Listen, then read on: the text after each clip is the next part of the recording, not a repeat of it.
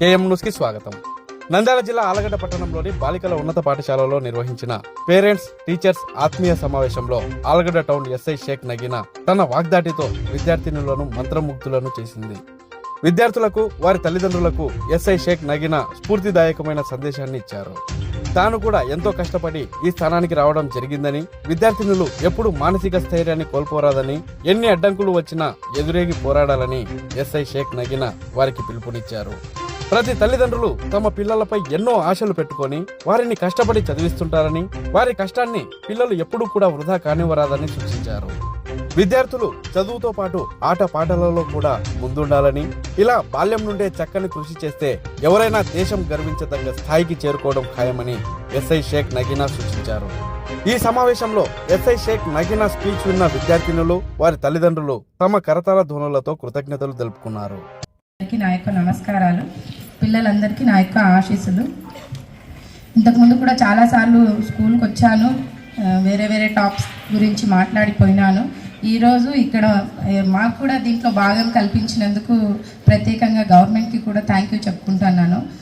ఒక pilot project లాగా స్టేట్లో అన్ని స్కూల్స్లో 16,000 స్కూల్స్ ఉన్నాయి. ఆ అన్ని స్కూల్స్లో కూడా హై స్కూల్స్లో ఈ ఒక ప్రాజెక్ట్ని లాంచ్ చేయడం జరిగింది గవర్నమెంట్. ఏ ప్రాజెక్ట్ అంటే అదే పేరెంట్స్ని, టీచర్స్ని, పిల్లల్ని అందరినీ కూర్చోబెట్టు మాట్లాడుతూ పోలీస్ డిపార్ట్మెంట్తో, ఇప్పుడున్నటువంటి ప్రజాప్రతినిధులతో, అదేవిధంగా పూర్వం ఈ స్కూల్లో చదివి ఒక స్థాయిలో ఉన్నటువంటి పెద్దలతో అందరితో కూడా మోటివేషన్ ఇప్పించాలా అనే ఒక కార్యక్రమాన్ని, ఆ వినూత్నమైన ఆలోచనని ఆలోచించినందుకు గవర్నమెంట్కి కూడా ఒక విధంగా ధన్యవాదాలు తెలుపుకుంటున్నాను. ఇందులో మా గవర్నమెంట్ ఇప్పుడున్నటువంటి ప్రస్తుత హోమ్ మినిస్టర్ గారు మేడం ఇంకొక ఆలోచన తీసుకొచ్చినారు. ఎందుకు అంటే ఇప్పుడున్నటువంటి చిన్నపిల్లలందరూ కూడా ఇంతకుముందు డ్రగ్స్ అంటే పెద్దోళ్ళే వాడతారు, చిన్నపిల్లలకి ఆ వాసన తెలియదు, ఆ పేరు తెలియదు అని అనుకుంటాను. కానీ జరుగుతున్నటువంటి ఏవైతే చర్యలు చూస్తున్నామో, అఘాయిత్యాలు చూస్తున్నామో, అనుకోకుండా చట్టాలని సవరించుకోవాల్సిన అవకాశం వస్తుంది. అంటే పెద్దల నుంచి ఈ వాసన అనేది చిన్నపిల్లలకి కూడా పాకిపోయింది డ్రగ్స్ అనేది. దాన్ని వీళ్ళు కూడా అలవాటు పడిపోతున్నారు. పెద్దల నుంచే వస్తుంది అని ఎందుకు చెప్తానంటే వీళ్ళకి తెలియదు దాని గురించి. మీరే తెలియజేస్తున్నారు. ఈ పిల్లలకి పెద్దలు ఎవరు? దొరికితే ఎక్కడ దొరుకుతారు? దొరికితే కనిపిస్తే స్కూల్లో కనిపిస్తారు, లేకుంటే ఇళ్లలో కనిపిస్తారు, చుట్టుపక్కల కనిపిస్తారు. ఎందుకు చెప్తున్నాను ఈ విషయము అంటే ఇక్కడ వచ్చిన పేరెంట్స్ అందరూ కూడా మీరు గమనించుకోవాల్సింది అదే. మీ పిల్లలు మీరు ఏదైనా ఇలాంటి వ్యసనాలకు లోనై ఉంటే, లేదా మీ ఏరియాలో ఎవరైనా ఇలాంటి వాటికి అలవాటు పడి ఉంటే వాటిని వెంటనే అరికట్టే ప్రయత్నం, అంటే పోయి వాళ్ళ మీద గొడవ వేసుకోండి అని కాదు, ఎవరైతే అరికడతారో వాళ్ళకి ఇన్ఫార్మ్ చేయండి. వాటి నుంచి మీ పిల్లల్ని దూరం ఉంచండి. మీకు డ్రగ్స్ అంటే ఇంతకు ముందే చాలా క్లాసెస్లో చెప్పినాము, మీకు కూడా తెలుసా తెలీదమ్మా? గాంజా, గంజాయి అలాంటివి తెలుసా తెలీదా? తెలుసు కదా. తెలుసు కాబట్టి ఇంకా దాని గురించి వేరే చెప్పుకోవాల్సిన అవసరం లేదు. మేడం కూడా వేరే స్కూల్స్ అన్నీ కూడా చాలా మన కాన్స్టిట్యున్సీలో ఉన్నటువంటి అన్ని స్కూల్స్ నుంచి ఆహ్వానం వచ్చింది, వేరే వేరే స్కూల్స్కి పోవాల్సి ఉంది కాబట్టి 2 నిమిషాల్లో ముగిచ్చేస్తాం. పేరెంట్స్ ముఖ్యంగా గమనించుకోవాల్సింది, ఎక్కడో జరుగుతున్నాయి అఘాయిత్యాలు అని కాదు. మేడం ఇంతకు ముందే కూడా చెప్పారు, చాగల్మరిలో చేసింది చిన్నపిల్లలే, నష్టపోయింది చిన్న పాపే. ఆ అమ్మాయికి తెలీదు ఏం జరుగుతుంది అని, చేసేవానికి తెలీదు ఏం చేస్తున్నాను అని. ఇద్దరు చిన్నోళ్ళే. వాళ్ళు ఎక్కడ నేర్చుకొని ఉంటారు ఇలాంటి విషయాలు అంటే? అయితే వాళ్ళ ఇంట్లో పెద్దల వల్ల, లేదంటే చుట్టుపక్కల వల్ల, లేదంటే ఫోన్ ద్వారా. టీచర్స్ అయితే ఎట్టి పరిస్థితుల్లోనూ అలాంటివి నేర్పించరు. అంటే మీరు చేయాల్సిన పని పిల్లలకి ఎంతసేపు చదువు అనేదే కాకుండా సమాజంలో మనం ఎట్ట బతకాలరా అని ఆడపిల్లలకి మగపిల్లలకి ఇద్దరికి చెప్పాల్సిన బాధ్యత మీ పైన ఉంది పేరెంట్స్కి. ఇంతకుముందు నేను పేరెంట్స్ టీచర్స్ మీటింగ్స్ అప్పుడు వచ్చి మాట్లాడినప్పుడు చాలా తక్కువ మందే ఉన్నారు. ఇప్పుడు కొంచెం సంఖ్య పెరిగింది.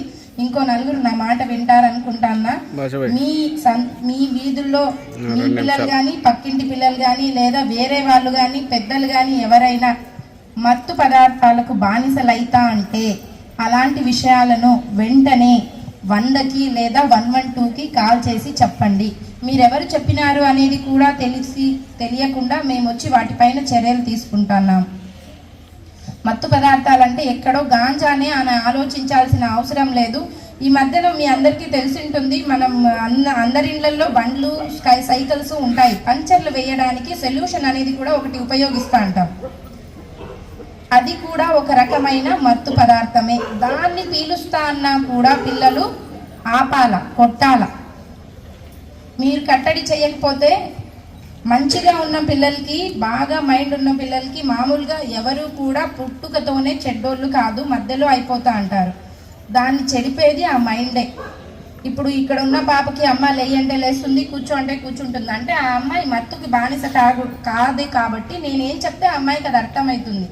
మత్తు తీసుకోవడం వల్ల ఆ మైండ్ అనేది వాళ్ళ కంట్రోల్లో ఉండదు. ఎదుటి వాళ్ళు ఏం చెప్తారు అనే విచక్షణ ఉండదు, ఏం చేస్తామన్నా మన ఆలోచన ఉండదు. దానివల్ల చేయాల్సిన దానికంటే ఎక్కువ చేసేస్తారు.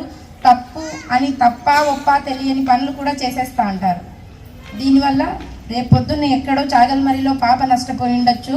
చేసిన పిల్లలు కూడా చిన్న పిల్లలే, ఆ పిల్లలు కూడా నష్టపోయి ఉండొచ్చు వాళ్ళ జీవితాన్ని, బాల్యాన్ని. అలాంటివి జరగకూడదంటే మన ఇళ్లలో పిల్లలకు కూడా ఇలాంటివి చెప్పుకోవాలా. ఇప్పుడే చెప్పారు, మేడం కూడా మాట్లాడారు, అనురాధ మేడము.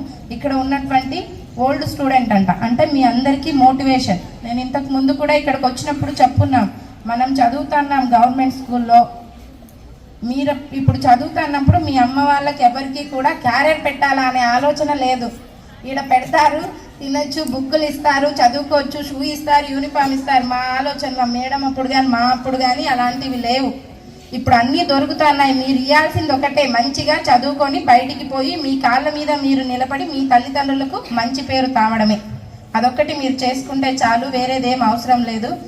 అందుకనే చెప్తానా, మేడంని కూడా ఎందుకు పిలిపించినారు తెలుసా? నేను గవర్నమెంట్ స్కూల్లోనే చదువుకున్నాను, గవర్నమెంట్ ఉద్యోగం నేనే సంపాదించుకున్నాను. మనం గవర్నమెంట్ స్కూల్లో చదువుకుంటా అన్నప్పుడు ప్రైవేట్ స్కూల్ పిల్లలు ఎందుకు గవర్నమెంట్ ఉద్యోగాలు తీసుకుపోవాలా? ఇక్కడ ఉన్నటువంటి టీచర్స్ ఏం మీకు బాగా చెప్పట్లేదా? అంటే మీరు చదవట్లేదా? అందరూ నీట్గా గవర్నమెంట్ స్కూల్లో ఉన్న పిల్లలు కూడా ప్రైవేట్ స్కూల్, కార్పొరేట్ స్కూల్ పిల్లలతో ఏ విధంగా కూడా తక్కువ కాకుండా ఉండే విధంగా ప్రోత్సహించాల్సిన బాధ్యత టీచర్లు. వాళ్ళ పని వాళ్ళు 100% చేస్తారమ్మా. ఎందుకంటే ఇక్కడేం వాళ్ళకి ఇంట్లో బోకులు ఉండవు, కడిగే పని ఉండదు, ఊడ్చే పని ఉండదు. వాళ్ళు వచ్చేదే ఇక్కడికి పాఠాలు చెప్పడానికి. కాబట్టి వద్దన్న ముక్కు పిండి ఇప్పుడున్నటువంటి గవర్నమెంట్ పాఠాలు చెప్పిస్తుంది. మీరు చేయాల్సింది ఒకటే, ఇక్కడ చెప్పింది అక్కడ చదివిపించాలా. ఒకసారి వాళ్ళు చదువుతున్నారా లేదా అని చూసుకోవాలా. మా అమ్మాయి లేదా మా అబ్బాయి ఎలాంటి వాళ్ళ జట్టులో ఉన్నాడు, ఎలాంటి చోట తిరుగుతా అన్నాడు, వాడి ఫ్రెండ్స్ ఎవరు, వాడు ఏ పనులు చేస్తా అన్నాడు. ఎక్కువ ఉన్నటువంటి కాలం అంతా కూడా స్కూల్లోనే గడిపేస్తాడు. మీరు ఇంటి దగ్గర కనిపెట్టుకొని ఉండాల్సింది 4 గంటలే. సాయంత్రం 6 నుంచి 9 వరకు వాడికి కనిపెట్టుకొని ఉంటే చాలు. అమ్మాయి అయినా అబ్బాయి అయినా మిగతా టైం అంతా స్కూల్లో ఉంటారు కాబట్టి వాళ్ళు ఎక్కువ కనిపెట్టుకొని ఉంటారు. మన కన్నీ పెంచినందుకు మనకే కదా పేరు తెచ్చేది. ఈ 4-5 గంటలు కూడా మన పిల్లల్ని మనం సంధాయించలేకపోతే, మంచి మార్గంలో పెట్టకపోతే, ఈరోజు టీచర్ బెత్తం దెబ్బలు తినని వాడు రేపు పొద్దున్న ఎప్పుడో ఒకసారి పోలీస్ లాఠీ దెబ్బలు తింటాడంట. అది గుర్తుపెట్టుకోండి, అమ్మాయి అయినా అబ్బాయి అయినా. కాబట్టి మీరు కొట్టుకుంటారో టీచర్లతో కొట్టిస్తారో తెలియదు. వాళ్ళని సక్రమమైన మార్గంలో పెట్టుకుంటే మాతో పని ఉండదు. అంతే, దాన్ని ఒకటి గుర్తుపెట్టుకోండి. ఈ అవకాశం ఇచ్చినందుకు హెచ్ఎం మేడం గారికి, ఎమ్మెల్యే మేడం గారికి కూడా కృతజ్ఞతలు తెలుపుకుంటూ తీసుకుంటాను.